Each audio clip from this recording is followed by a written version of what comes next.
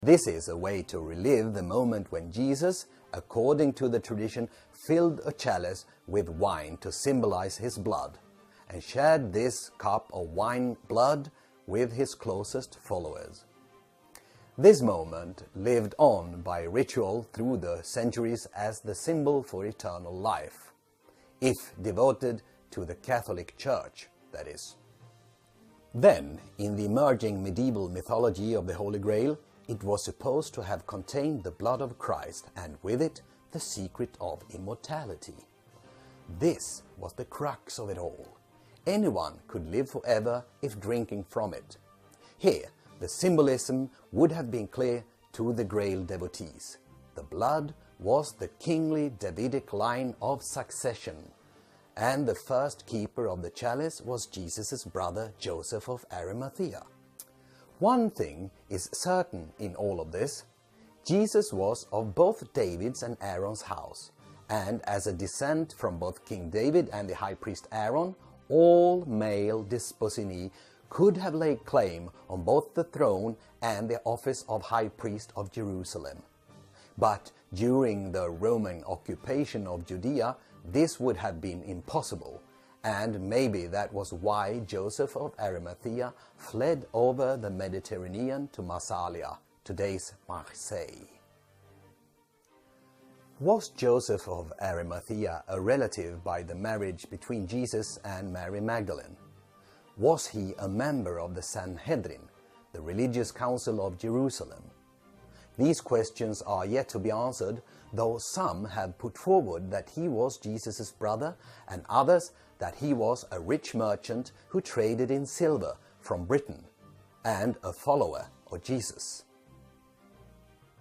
Beside all these different versions of his occupation, the accepted tradition by the Church about the Holy Grail tells that after the Roman soldier Longinus had stabbed Jesus in the side with his lance, Joseph of Arimathea collected some of this blood in the chalice used at the Last Supper.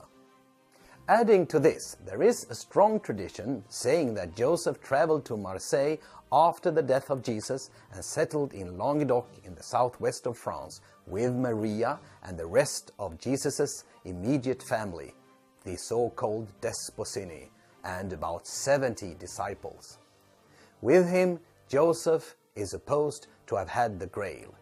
He should then have traveled to Glastonbury in England and built the first church there, sometime around 40 Anno Domini, in the year of the Lord. Again, this is quite possible since gold, silver, iron and especially tin had been the big trading commodities from Britain since at least 1,000 years before.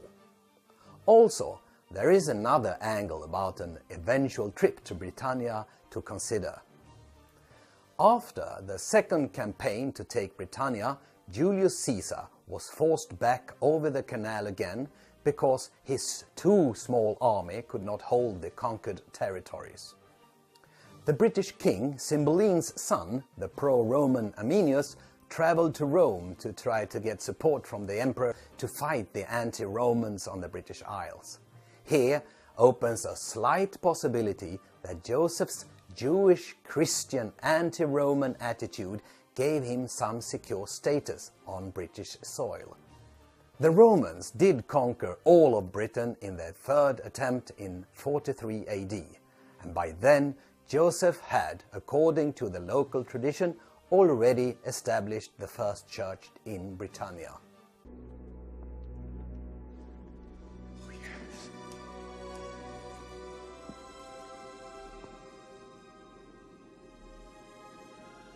Beautiful than I'd ever imagined.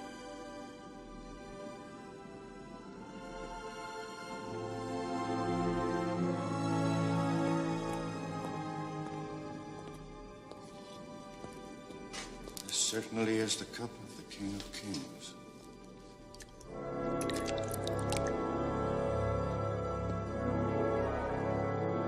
Eternal life.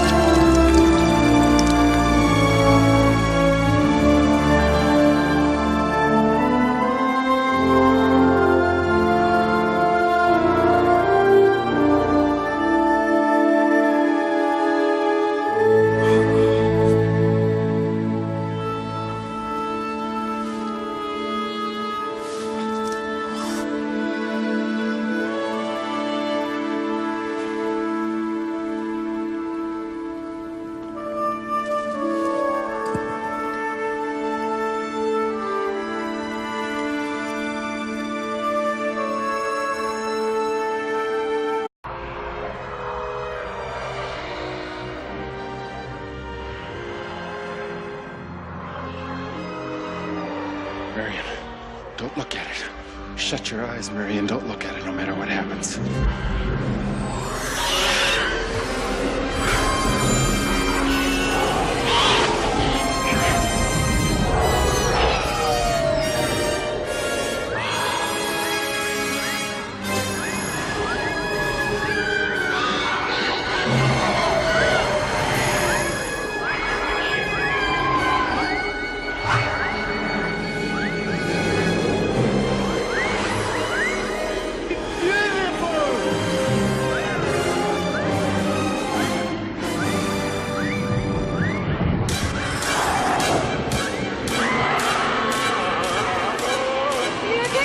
Don't look, Marion! Keep your eyes shut!